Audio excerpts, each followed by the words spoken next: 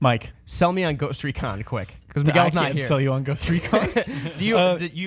Like I said, Miguel Concepcion's review was up. He gave it a 7 out of 10 on GameSpot. We had a review in progress up like the week beforehand, but there's a big game apparently, like bigger than Miguel expected and a lot of us expected. Yeah. Super lot of content. Yeah. Apparently. I mean, here's what I can say: if you plan to play this co-op with friends, you will probably have a good time. It's still janky.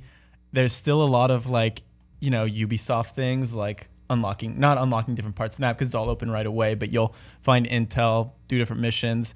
But if you play by yourself, it just feels like a not as good Metal Gear Solid 5. Not nearly as good Metal Gear Solid 5. That's the comparison everybody's making, and maybe it's because it's this militaristic open world shooter, but what, in your experience, does that have weight, that comparison with Metal Gear Solid 5?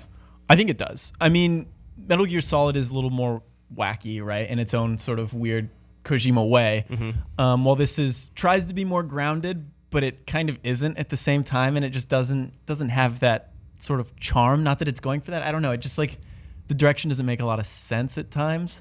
But it's tactical. Like, you can choose how you want to approach things. You can drive any vehicle, fly any vehicle. Mm-hmm. So there's a lot of room for experimentation. But at the same time, I'd rather be playing Metal Gear Solid 5. Wouldn't we all? Is it one of those multiplayer games that's fun because of the people you play it with? Or does it do anything to facilitate a good co-op experience? I mean, I wouldn't play with random people. That's definitely a way to play. It does a good job of putting you with games with other people, and I don't know, you can warp to your teammates, so that makes it easier, and you can kind of plan things out. But I wouldn't want to play this with randos because they'll probably just run in and screw things up. Without that sort of communication, it would be tough. And plus, this game is kind of screwy, I'd say, so playing with friends and screwing around is probably the best way to play. That's just having fun. From what I hear, even when you're playing with a team of your friends, you still hear the voiceovers of the characters that they're portraying. That's really weird. And they're not even really portraying them, because those characters are set characters in the game. They're your squad mates. They're supposed to have personalities, but then they get replaced by your friends who are just random crazy looking characters.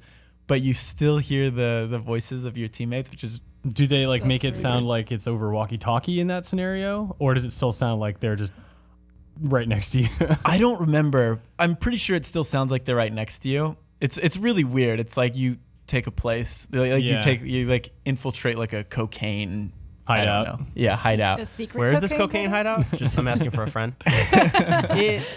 How's it compare to The Division, right? Because this seems to be the thing that Tom Clancy games have been doing lately, aside from Rainbow Six Siege. But The Division, being a new IP, was this co-op focused, open world, more kind of MMO leaning, almost like Destiny, kind of blend of shooter and MMO. Whereas Ghost Recon, like you said, seems like it's going for that open world emergence of a Metal Gear Solid or a Breath of the Wild. But here we find ourselves in another open world game from Ubisoft. How does it compare to The Division, with your experiences between the two games? Because you played a fair amount of The Division, right? I didn't play a whole lot of Division. I played enough to say that I think this game is very different than The Division. Mm-hmm. I mean, it's still similar sort of idea, military shooter sort of, even though Division wasn't really military. But there's no bullet sponges. It's not really a loot grind so much. You still find different weapons, but you're not oh, I want to get that. I forget what the colors, green, purple, blue, whatever. Yeah. You're not looking for rare loot necessarily. I hate this. Dude, he's being real brutal, what's guy. just kill him or move on. Yeah. I also hate your haircut. What, as far as the story goes, from what I've seen and from what everybody said... Oh, don't ask me what it's about, because I have no idea. No, I mean, you're just essentially trying to take down you're in... Is it Bolivia? Santa Blanca, yeah. Yeah, and you're trying to take down the drug cartel, which, have you seen the movie Traffic or literally anything else about the drug trade, it's not going to work. I mean, is it generic South American drug cartel? Yeah, right. Yeah, that's pretty much it. The Bolivian government, I think today, it came out that they've filed a formal complaint against Ubisoft for the way they've portrayed Bolivia. No, are you kidding? No. This isn't... So I'd probably be pissed too. I don't know if you guys remember, but when I think Rainbow Six Vegas came out, Las Vegas was pretty annoyed with them. So maybe Ubisoft just likes to piss off Vegas. Entire sucks. cities. Yeah. Yeah, for Watch Dogs 2, though, everyone was kind of yeah, that's about right. For being a microcosm for San Francisco. Yes. Just the dude jumping out of bushes on a... What's the... Bush guy? Plant guy? in Fisherman's the Wharf? Bush guy. He Bushman? passed away years ago. Oh, he did. Yeah. So report one out for him. There might be someone there who's like taking his place, but the original guy passed An away. imposter. Oh, there's like 6 people lining up to. I shouldn't be joking. I got the about call, honey. We're bringing up Joni. She's ready. It's her time. But from what I've heard, Ghost Recon's dialogue kind of leans on frat boyish humor, from what Aaron said. Yeah, Oh, I won't no. repeat like some a of the lot stuff, of dick jokes. but like it has like no place in the game, like, and it doesn't make sense. It's like, but why would you say that? Like, there's, it's really weird. Isn't there like one like kind of like vulgar phrase that they repeat like throughout? Yeah, sea holster, which I don't know what mean with that. Like, Sea holster? Well, I mean, I'm not gonna say the actual word. Oh no. Yeah, they say it like you get shot and they're like, holster, and I'm like, what? That doesn't. There are 2 C words you could be talking about, but yeah, I know. I know. Saying. Okay. I don't get You it either. The phallic one. Yeah, like you put your. I think we can. Yeah, we But- can all imagine yeah. what that means. You don't get that? I mean, I get it. Chicharron? Is it chicharron? Is that it? That's it. Yeah. But I just don't understand Chimichanga. why they'd be saying, like, I don't know. Yeah. Yeah, it's not Seems really weird. Not really like an expletive. It's more of a name you would call someone. Right. Yeah, it's an insult. Yeah. But like, Depending on how you that's take not it. Like, that's the one you hear a lot, and that's the one Aaron in the office likes to talk about. But there's a lot more that just like don't make any sense at all. He said there was like a lot of like dick talk. Yeah. I was like, okay. Do you feel like the actual narrative is worth pursuing to get through the game, or are you just No. more like interested in fucking around? I mean, it seems like the way the narrative is built is that you're not really gonna pay attention much to it. You know, like it's kind of just meant to do at your own pace, do what you want, kind of screw around, like see what your friends are doing. Like basically, when you join a co-op game, you can redo old missions, you can do any mission in any order.